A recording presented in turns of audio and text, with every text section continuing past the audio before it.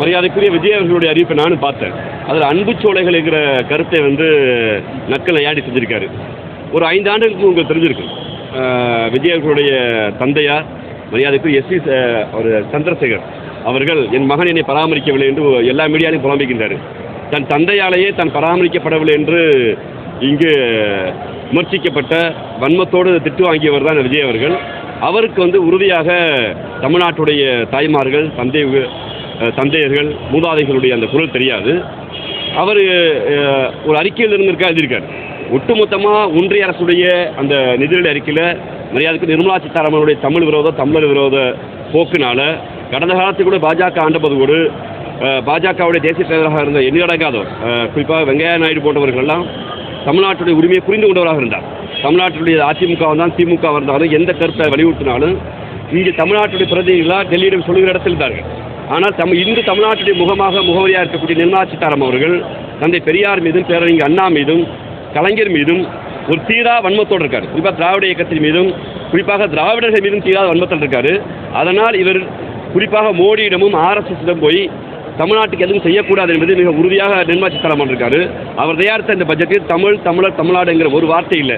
அப்போது எங்கே தூங்கிக்கிருந்தார் இல்லை மரியாதைக்குரிய அண்ணன் விஜய் அவர்கள். இன்னைக்கு இந்த அறிக்கையில் ஒன்றிய அரசு போல் என்று வந்திருக்கிறார்.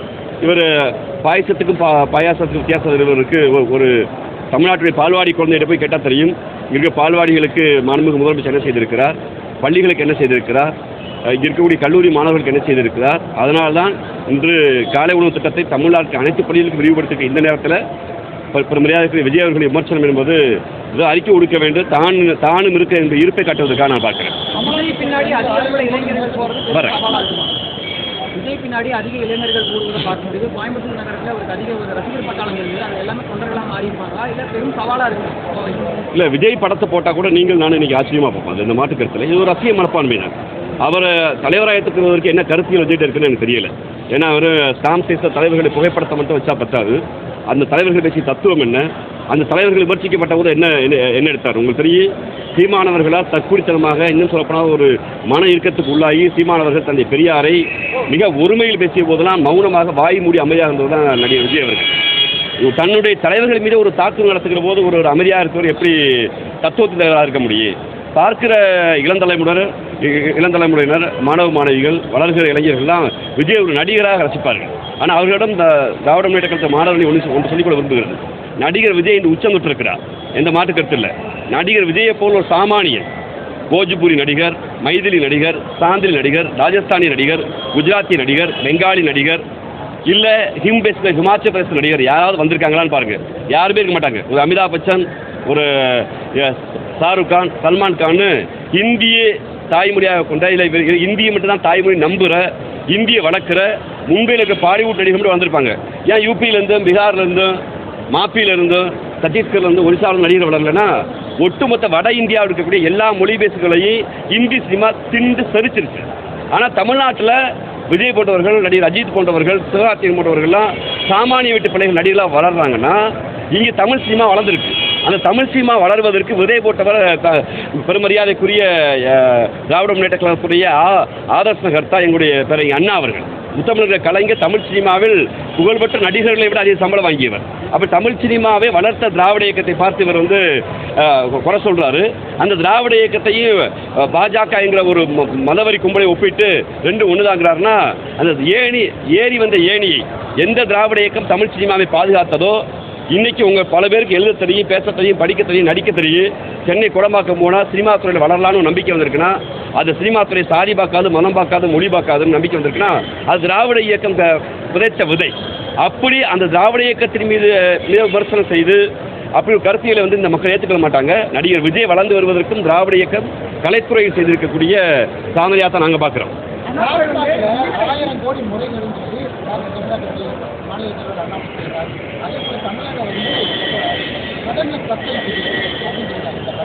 இந்த 1000 கோடி ரூபான்னு ஒரு இதான் நேற்று இரவே அண்ணாமலை நேற்று மதியம் போட்டுட்டார்.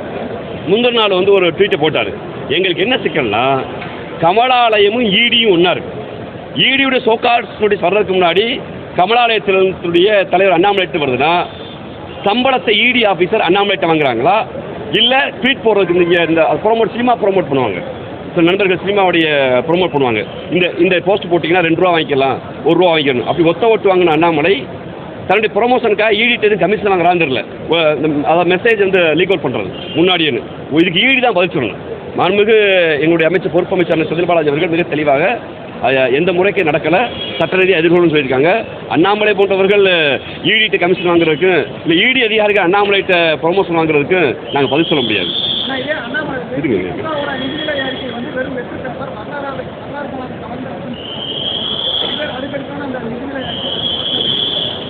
இப்போ நீங்கள் இந்தியாவுடைய வளர்ச்சி விகிதத்தை நம்ம பார்க்குறோம்.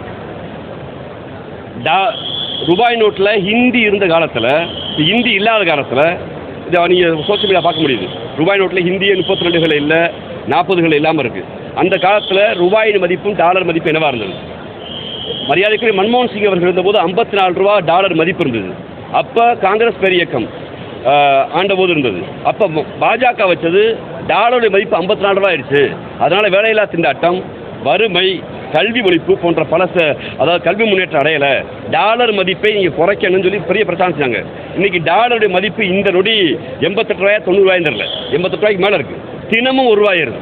டாலர் மதிப்பு உயர்வதனால தங்கத்தின் மதிப்பு உயர்வுது. இந்த தங்கமும் டாலரும் உயர்வதனால வேலையில்லா திண்டாட்டம், வறுமை பிடித்த நாடுகள் பட்டியலில் இந்தியா இருக்குது. இது குறித்தெல்லாம் எந்த கவலையும் இல்லை.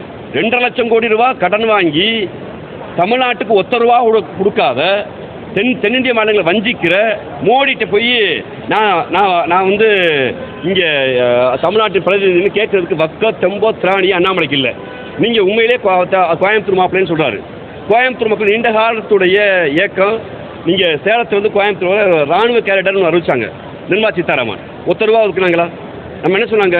தென்னிந்தியாவுடைய மான்செஸ்டர் இன்னைக்கு பருத்தி தொழில் படுத்துருச்சு. இன்னைக்கு ஒட்டுமொத்தமாக திருப்பூர் டாலர் சிட்டி டல் சிட்டியாக மாறிடுச்சு. ஜிஎஸ்டின்னு கொண்டு வந்து சிறு குறு தொழில்களை டோட்டலாக முடக்கியாச்சு. நீங்கள் கோவையுடைய பெரிய கனவாக இருந்த மெட்ரோ ரயில் திட்டத்துக்கு இது வரைக்கும் ஒன்றிய ஒப்புதல் கொடுக்கல. கேட்டால் எங்களை போய் சொல்கிறாங்க, நாங்கள் நிலம் எடுப்பதுக்கு விமான நிலையத்துக்கு கவர்மெண்ட்டுக்கு பணத்தை ஒதுக்கியாச்சு. ஆனால் விமான நிலையம் குறித்து அண்ணாமலையோ பாஜகவோ வாய் திறக்கலை. அப்படி எல்லா தமிழர் விரோத தமிழ்நாட்டு விரோத செயலையும் செஞ்சுட்டு இன்னைக்கு வளர்ந்த மாநிலங்களில் தனி மனித வளர்ச்சி தமிழ்நாட்டை விட ஒட்டுமொத்த இந்தியாவில் குறைவாக தான் இருக்குது. கடன் விகிதத்தில் நாங்கள் கடன் வாங்குகிற விகிதத்தில் குறைவாக தான் வாங்கியிருக்கோம். ஒரு சிறந்த பட்ஜெட் இருக்கிற போது அண்ணாமலை போன்றவர்கள்லாம் தன்னுடைய இருப்பை காட்டிக்கொள்ள, தன் எஜமான்களுக்கு, தன் முதலாளிகளுக்கு நம்பிக்கையாக இருப்பதற்காக தமிழ்நாடு அரசு விமர்சிப்பதை தத்துவார்த்த ரீதியாக புள்ளி விவரங்கள் ஏற்றுக்கொள்ளாது. நீங்கள் அண்ணாமலை சொல்கிற பொய்களை பாருங்களேன். இதே விமான நிலையத்தில் அண்ணா செருப்பு போட மாட்டான்னு சொன்னார். திமுக ஆட்சிக்கு வந்தால் நான் வந்து திமுக ஆட்சிக்கு வர செருப்பு போட மாட்டேன்னு சொன்னார். இன்றைக்கி செருப்பு பதிலாக ஷூ போட்டிருக்காரு. அதை யாரும் நம்ம கேட்கல. இதே அண்ணாமலை சொல்கிறார், நான் வந்து அதாவது இந்த தமிழ்நாடு முழுக்க நடந்து போகிறேன்னு சொன்னார். நீங்கள் அது குறித்து நம்ம யாரும் கேட்கல. அப்போ அண்ணாமலையுடைய பொய்கள்னே இங்கே வந்து புத்தகங்கள் வர ஆரம்பிச்சிருச்சு. இந்த ப்ரெஸ் மீட் ஒன்று இருக்காரா, இப்போ ஒரு சவால், அடுத்த ப்ரெஸ் மீட் ஒரு சவால். நம்ம எதிர்த்து கேள்வி கேட்க மாட்டேங்கிற நம்பிக்கையில் அண்ணாமலை தன்னுடைய தொண்டர்கள் திருப்பிப்படுத்துவதற்காக தினந்தோறும் ஒரு அறிக்கை விட்டுக்கிருக்காரு, தினந்தோறும் இலக்கு ஒன்று வச்சுக்கிருக்காரு. அந்த இலக்கையெல்லாம் தமிழ்நாட்டுக்கு ஏற்றுக்கொள்ள மாட்டாங்க. நமது தமிழ் நியூஸ் சேனலில் உங்களது பொருட்களை வெறும் 500 ரூபாயில் விளம்பரம் செய்ய வேண்டுமா? தொடர்புக்கு 7806942275 தொடர்பு கொள்ளுங்கள்.